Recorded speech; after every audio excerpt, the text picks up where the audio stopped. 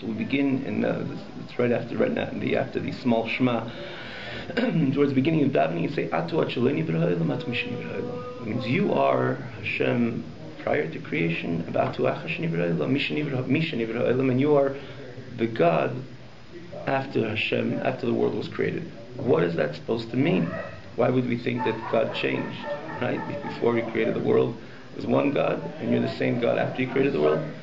Sometimes when they these long journeys, the bus driver changes. They get up and no one goes on. So right, one journey, but two. So apparently we're saying the same thing. That before you created the world, it was you, and after you created the world, I would say maybe it's not you. So we say this is you. It's the same driver. It's the same God. It's obviously not the meaning. It's obviously not the meaning because why would we think differently? Why would we think different? It's a different Eibishter. The answer is that just to understand when we say, for example, we spoke about this a few times. I don't know here if we spoke about it in length, but we probably mentioned it. So we say Shema Yisrael Hashem Elokeinu Hashem Echad. Hear, O Israel, Hashem is our God. Hashem is one. A similar question: what does it mean Hashem is one? To the exclusion that there's no two Hashem, there's no two gods. Is that what it means Hashem Echad? If you think about it, so who cares? Maybe one or two. So is that what we're protesting? Is that what we're proclaiming? And saying Hashem Echad is only one and there's not two? That's obviously not the message of Hashem Echad. Hashem Echad truly means that not there's one God, that everything we know about, everything which we come across, starting from the heaven and earth, which is, we know that it's indicated in the word Echad. Echad, the numerical value of the Ches is 8, which is the 7 heavens, the earth. The Dalet is the 4 sides of the world, which again encompasses all the entire world, and everything within it. What we proclaim in Hashem Echad, that this is all part of the Achdus Hashem, all part of God. Not that there's a God and that there's a world, and the Hashem is in charge and has authority over the world. Right away, you're saying that you're by that statement itself, you're indicating, you're demonstrating that the world kind of is on its own and Hashem is in charge. Similar to the Gemara says, or based on the pasuk. But it says Avraham Avinu, the pasuk of Avraham Avinu says Vayikra Sham B'Shem Hashem Keil Olam. That Avraham Avinu called Hashem in the way of Keil Olam. He called Hashem the God of the world. So the point over here is it doesn't say Keil Ha'olam, that Hashem was the God of the world. And you say, right, grammatically, let's see how this works grammatically. You say Keil Ha'olam, the God of the world, says that there's a world and Hashem is in charge. He's the God of the world.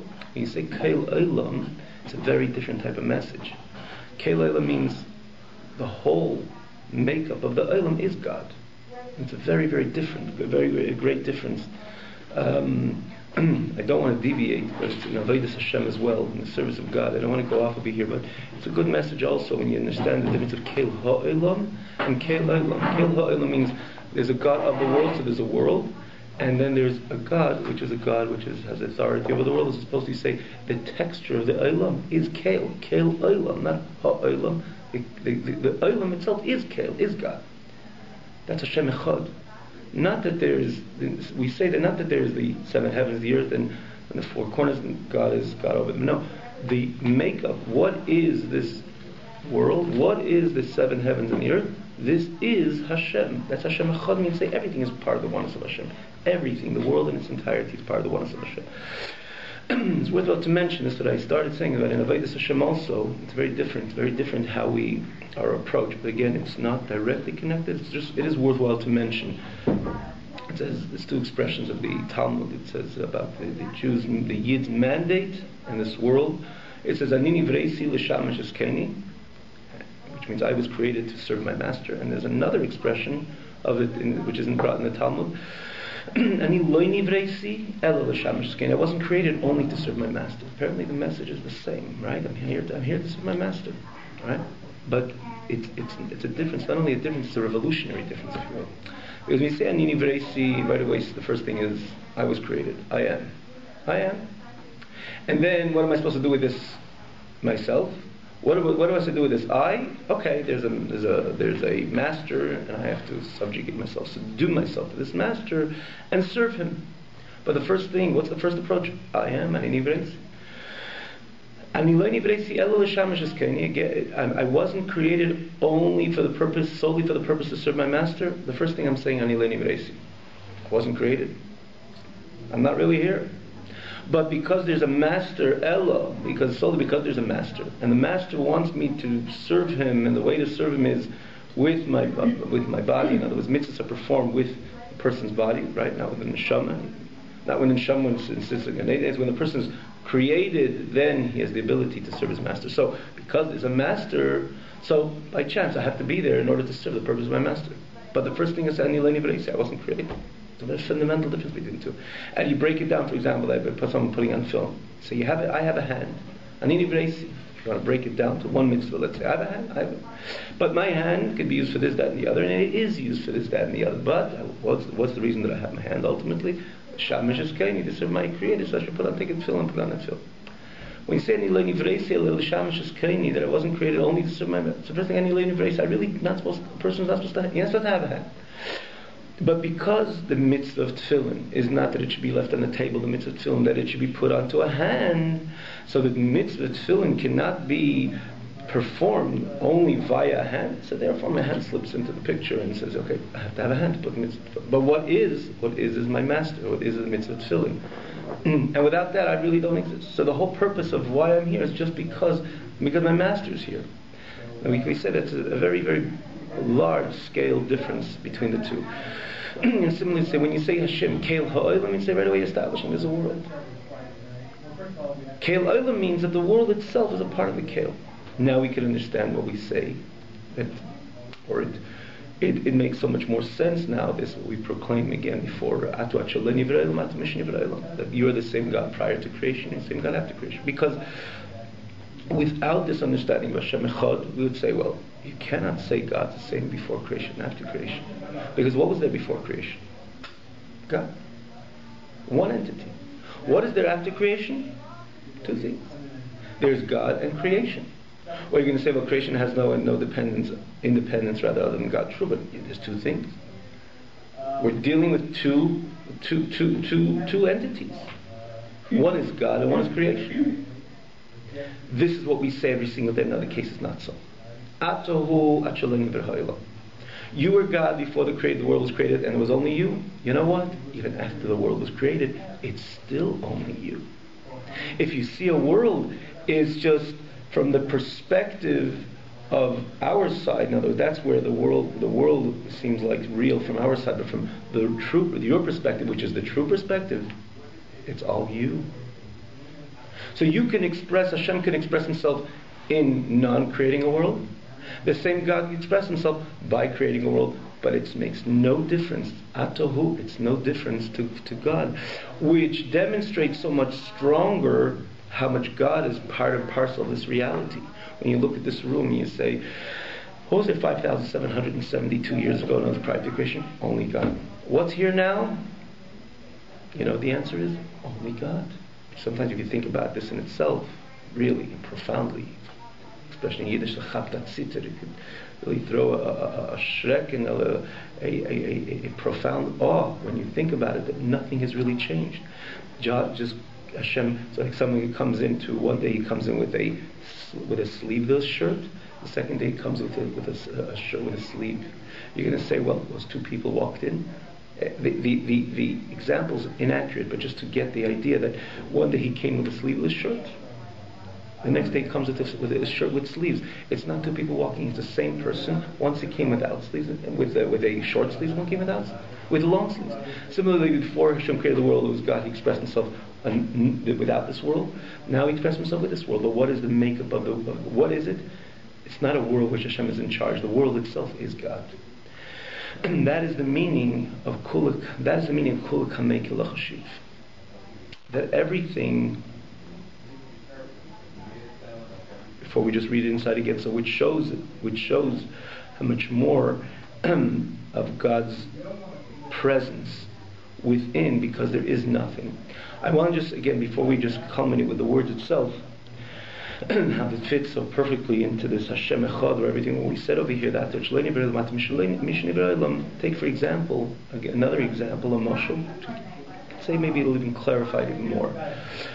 How, let's say a teacher, which is a very learned teacher, a wise teacher, or a wise man prior to becoming a teacher. You know, let's talk about Gemara. Let's say he knows how to learn Torah very well, very bright in learning Torah. He toiled throughout his life. He knows the Gemara, everything he sees, he knows everything. Then he's told that besides learning on your own, would you like to be a teacher for this pupil, over this child which wants to learn it from you?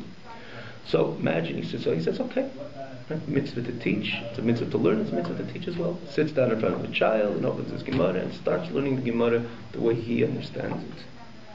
Right? A child can be blank to him, it's going to be the same before and after. He'll walk away from the class knowing that 20% is zero, literally zero. So what does the teacher do? What does the teacher do? So he takes the insights which he's learning and ultimately wants to convey to the child, and he puts it in words of a mashal. For example, you find many times the mashal in the Gemara, mashal ma'adavar dema. Many times you find it in Shas and Talmud. Rashi brings it, and you find something. Rashi says sometimes even in the relationship with Hashem and the Jewish people, where Moshe stands as like an example of a king, and he had a queen, and he had a good friend, and so on. What's the point? And again, you find this along the Talmud, and ultimately you translate the king as Hashem, and his wife is the Jewish people, and he had a good friend, which is Moshe. I mean, there's many times we find in the Talmud similar, again, even the relationship of Hashem with the Jewish people. What's the point of a mashal? Why do you give a mashal? Why do you give a parable? Why do you give an example? You give an example because what you're trying to convey is a bit too profound in order to convey it to the student. So you give a mashal, and the student understands the mashal, understands the story, because you're giving a story, you're giving an insight, which is the simple words that he can relate to. And then after that you say, it's not the point of the story. From the mashals, you understand the nimshal, and the message you want to convey. So he takes the Gemara or whatever he wants to say, and he starts bringing it and dissecting it, and eventually taking these concepts which are in the Gemara and giving it over through an example, through parables. Via the parable, the child starts understanding the insight. So imagine, for example, someone walks into the room at the time and he sees this great genius saying a story, let's say, right? So in his mind, you can think, well, this great genius. If you never knew him before, you say, well, great storyteller. If he didn't know him in the past, that he's this great genius, which didn't waste his time on stories, he comes in and he says, well, this great genius became a storyteller, right? He was once a genius, now became a storyteller. The genius never became a storyteller. It's because he wants to convey something to the student. He wants to introduce the student to the deep and profound insights which he's involved and ultimately wants to convey. That's why he's giving a mashal. That's why he's giving an example. So, who looks at the teacher as a storyteller? So primarily the student. First interaction with the teacher is, here's a story. Or someone walks into the room, a bystander thinks a storyteller. From the perspective of the teacher, did anything change even one bit when before he said this mashal, this story, let's call it, right, this parable, which is in the context of a story? Did anything change one bit prior to him? Did he knew the Gemara less because he became a story? Because he gave it over as a story, or he gives this parable as a story? Not at all. To him, the concepts are as clear as before. More so, when he's saying the story, when he's saying the parable, he finds the nimshal within every word what he's saying. We don't have to jump too far, but even in this example, which we were giving with the different mishalim, the different parables, what the Gemara gives, dealing with Hashem and Am Yisrael. There was once a king and had a wife, and when he says the words of once a king, he's at the very beginning referring to Hashem. And when he said he had a good friend, in his mind right away it's Moshe Rabbeinu. In the child, the one who's sitting on the other side of the table, the other side of the coin, to him he doesn't hear about Moshe, he doesn't know about the Jewish people, doesn't know about Hashem. Here's a king he can relate to, and a queen he can relate to, a good friend he can relate to. But by the teacher, when he says the word king, it's not like anything changed from him that the king is Hashem. Had he had a child which didn't need anything, he wouldn't even say that mashal. but because he has to teaspoon this concept, so he starts with the mashal. But when he says the mashal, at the same time he's saying the mashal, the whole nimshal, which means the message, is in his mind the same way. He didn't become storyteller, he remains the same genius even as he's saying the story. He finds the puzzle, the perfect click between the parable and the message as he's saying the parable. Now this is all a mashal. Okay, this is all a mashal, right? What do we want to get? What do we say? To us, it seems to be different. Prior to that, Hashem was for himself, by himself. He didn't create a world, he didn't introduce anything, similar to the teacher, which is a genius, which is sitting in his own place and learning, right? Hashem is one of his own. Then Hashem decides that he's going to accept the student, which is ultimately us, via creation. Otherwise he has to create, and as we mentioned many times, it evolves from the infinite of Hashem. It evolves world after world, level after level, till this physical world is created. And he wants, within this world's physical world, he wants to establish a relationship with Am Yisrael. So he creates a world. And to us, on the other side of the coin, like we have the students, we have the people, right? The world which Hashem created. This looks real. Like the one who, like the student or the bystander, thinks this is a storyteller. This looks real. This is a table, this is a chair. This is not part of God. Maybe he's in charge. This is part of God. Not necessarily. So we say no. From the perspective of our perspective, from the perspective of the teacher, as he's saying the parable, he finds the whole nimshal right there. When he says a mashal to a king, in his mind, as he says the word king, he's saying is God. So from the perspective of God, there is no separate entity, the world. Hashem decides to express himself through a mashal, which is a world, which seems to be like a parable. And again, just to jump to the side a moment, what's the point of creating a world? Because for whatever reason he wanted ultimately the separate entities, which appear to be separate, nothing is separate, but things that appear to be separate, which they truly do appear to be separate, should also be introduced to himself, to God, godliness, and so on, via Torah mitzvahs, or via understanding and thinking and pondering and connecting to God and godliness. Similar to the teacher, which is going away from himself at the time and introducing to a student these pieces of Gemara and Tesis or whatever he's learning with him, because he can sit for himself by himself. But he wants to introduce these concepts to a student. So he has to break it down. Ultimately, the student should ultimately understand. So the same thing Hashem wanted for whatever reason he has. He wanted something which should appear. I say word appear because nothing is really out of the domain of Hashem, but things which appear out of the domain of Hashem should also be introduced to God and godliness. So what does he have to do? So what does he do? He creates a world that it looks like something independent, and we are living, and we are seem and appear and live. To some degree, we feel that we're independent. It's really not. But we're independent. We can talk. We can move. We could do. The Jew has freedom of choice, and so on. So it looks like a separate entity. That's from our perspective and point of view. From God's perspective and point of view, just like where you were the same, you were God before the world was created. You were a God without creation. You're a God with creation. You're the same God which expressed himself through creation. It doesn't look like God. That's because we are the students which are hearing a story, right? But from the perspective of the teacher, there is no story. From the perspective of the teacher, it's all a manifestation, all an expression of God. That's you're the same God prior to creation, after creation. The world itself is part of this extension of godliness. Godliness now expresses itself through world. Prior to that was without world, but it's the same God. This is the meaning. Everything in front of Hashem is completely insignificant, not a matter of importance or so on. The idea is that there's nothing to say this is and I'm in charge of that, because when you say it is and I'm in charge, certainly Hashem has authority, but you cannot say Kila Chashiv. It's insignificant. However, you come from the perspective of Kel Olam, Hashem Echad, everything is God. So there's nothing you could say this is significant, this is. It's not. It only is because Hashem wants it to be like that. But in on its own, it's dependent. It's nothing. It's nothing even when it is. Nothing is no thing. It's no thing really. Even when it is, it's really not.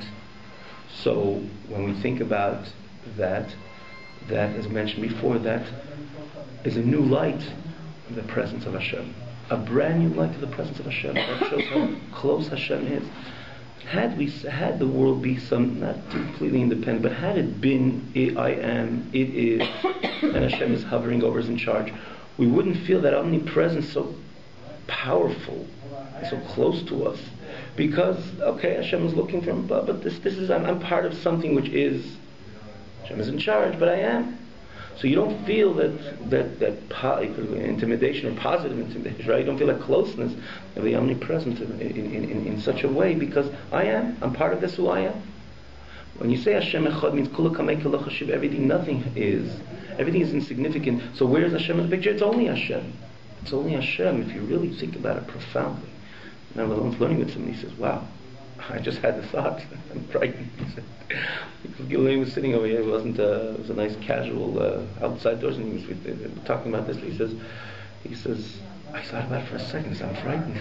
God, it's 5,772 years. It was only God, and now you say it's only God.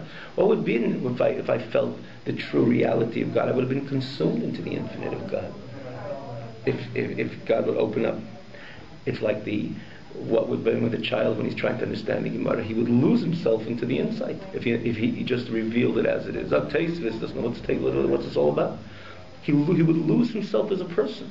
So too, prior to creation, when Hashem didn't give this mashal, so to say, we would all been, and we would have been consumed in the infinite. And for that matter, the world didn't exist. It was somewhere within the infinite of Hashem. And Hashem decides that it should be. But when we really think about this idea of Kula Kamei from the perspective of Hashem, it's nothing, right? So then it's only Hashem. It really, if you think about it profoundly, there's a certain awe which comes rushing through. And that's why he says, this is again the culmination of the third idea that Memala Kolam and Seva Kolam, which we spoke about last week. And Kula Kamei Kala Chashiv, what is nailed automatically, what is born, what is produced, what is aroused, is Midis Yiras Haremimos, the attribute of fear, of exaltation, of God, the Meichai, in the mind, or Machshavtei. In other words, the fear associated with the Reimimos of Hashem, and in his mind, and his thoughts, later, to fear and to be shamed from the greatness of HaKadosh Baruch Hu, which has no end and no border, based on these three different levels of pondering, which we mentioned again, and that would send a fear and awe of Hashem in his heart. And it wouldn't stop there, because it would be an expression, such a profound expression, of such a profound feeling of fear, that after, subsequent to the fear, his heart will engulf in a flame of Ava, a strong love to Hashem, because he really feels the strength and the infinity of Hashem in his close presence, so that he develops with a strong feel, like a flame of fire, with a yearning desire, uchuka, which is again expression of desire, a soul which desires to the greatness of HaKadosh Baruch Hu, to the infinity of Hashem. And this is the idea of close hanefesh, the outgo of the soul to God.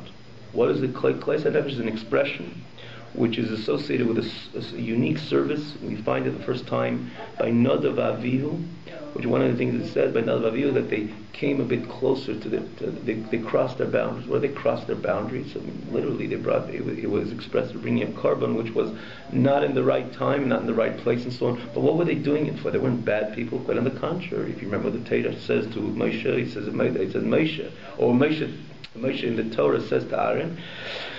He says because Hashem said, "Bikrei Kodesh," those who are close to me, I am sanctified. So Moshe then turns to Aaron. He said, "I thought Hashem his kedusha is going to reflect by myself or by you. Now I realize it wasn't so much by me, not so much by you, but more by your children."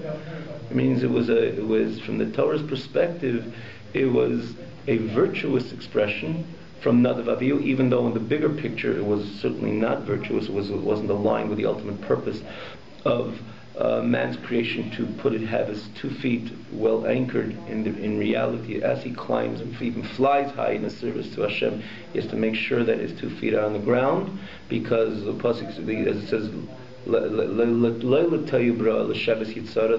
Hashem did not want a world of tohu, of chaos. On the contrary, that people should live in a way that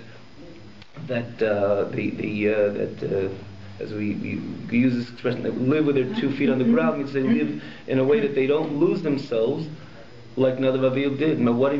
But in the same perspective, from the same point of view, you see how special their service was. They had one interest: to become close to Hashem, and maybe even to consume into the infinite of Hashem. To consume into the infinite of Hashem is a total maximum expression, or a expression of a total love to Hashem. It just be like we say, a person loves another person, they want to be close to the other person. And sometimes when the love is a strong and fervorous love, it makes the person even want to become even closer to the other person. Similarly, which we find this especially when the Jew expresses his love to Hashem, the only thing which stops him from really losing himself completely, meaning being completely consumed into the infinite of Hashem, is his body, because he's living. But there's people who are ready to go so far that forget about my body, leave it behind. I want to be part of this Ein Sof. I want to be part of this infinite of Hashem. And you know who? You know that this scenario was Nadav Avihu. They went to the extent that their bodies were so irrelevant that they were ready to leave their bodily desires, and more so the bodies themselves completely behind, and they would be consumed into the infinite of Hashem. That's a Veda of Kleis HaNefesh. Is it a good thing? Conceptually, it's the best. Because if you think about it, in a microcosm, this is what we do in our service to Hashem in a whole. If you think about it, like what do we do every day? Hashem says, eat kosher. So from perspective of my body and my natural temptations, I'm open to eat anything. But I say, I push, again, because of my love to Hashem, I say no, I turn off this faucet of temptation in my body, say no, this you're not eating. And what about Chalav Yisrael? I love Hashem too much to say, forget about Chalav Yisrael. First of all, I find that halacha, by the way, now going to the halacha perspective, it's not a hidur Chalav Yisrael. No, we should not eat anything else other than Chalav Yisrael. But let's say someone who's climbing in his Avodas Hashem, he started from nothing, and he hears that Chalav Yisrael is what Hashem really wants. He loves Hashem too much to give into that temptation. So when he sees something, sure, the body is saying eat it, you're hungry, enjoy a good chocolate. I turn that off and I say, I don't care about you so much. I love Hashem too much more than I love you. And that's what pretty much we do around all our life. We say, Hashem says yes, so we push away our laziness or our temptations and lusts, and we say no, we're going to do it for Hashem. And similarly, when it comes to leisas, and Hashem says not to do, again, we maybe have an inclination to do it, but we say you're not doing it, so we close off a certain facet of our body and we say no, I fear Hashem, or I love Hashem too much. So the whole idea, if you want to encapsulate Torah mitzvah, this is what we're doing. We're coming closer and closer to Hashem and closing off different facets of our bodily needs, or needs, not necessarily the needs, our desires. But in the same token, we still have our bodies intact. And we eat a little bit also, and we sleep a little, and to some degree around the clock, we're pretty much giving a little bit to our body. Someone who loves Hashem more, closes more, he closes more facets, so to say, his bodily and his maybe even animalistic temptations. Nadav Avihu are ready not only to close this facet and that facet, they're ready to leave their body behind completely. Let's get going. They went straight for Hashem, consumed. It says the body wasn't intact, and there was nothing really happening physical. It wasn't something physical. It was a full close HaNefesh. Their soul was completely consumed to the infinite of Hashem, and that was their purpose. This was the greatest delicacy and delight they could ever experience, which they did. What was the problem? So what was the problem? The problem was that Hashem wants us as high as we want to fly. We always got to remember that the purpose is to be here. The purpose is to be here because there's nothing in the bigger picture. There's no other connection to Hashem what a human being could have other than learning Torah and doing mitzvahs. It does not exist. What about a Yid in Gan Eden?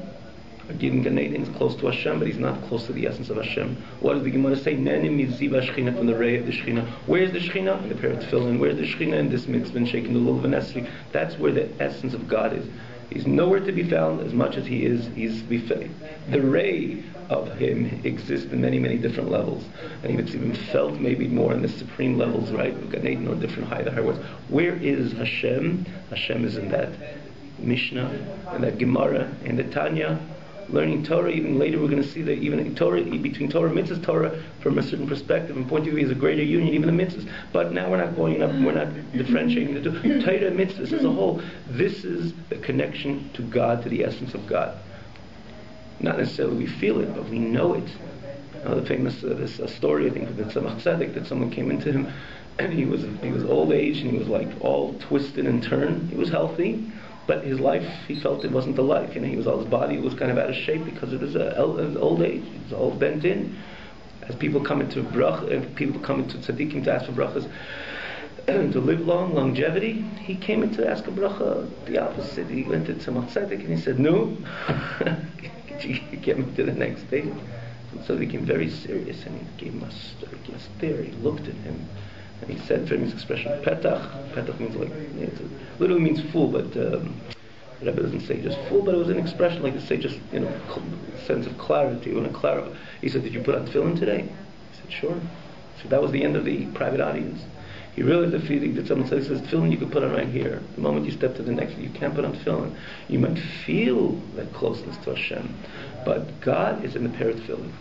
And therefore that was the error of Nadav Avihu. The day after they were consumed into the infinite of HaKadosh Baruch Hu, they could not put on tefillin. There's a problem with that.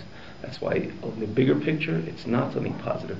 But if you look at it, you focus in on what their objective, what their goal was.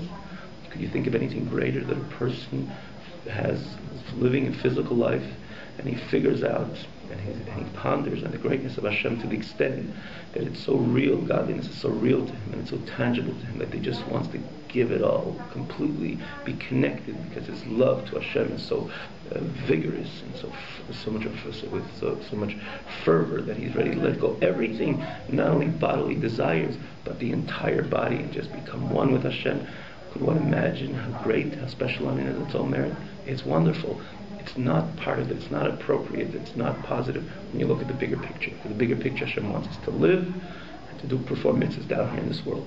But here, if you're talking from the virtuous perspective, could you think about anything? You can't think about anything greater. That's the way the Klois HaNefesh. And for that matter, you can see like it says, David HaMelech had these expressions.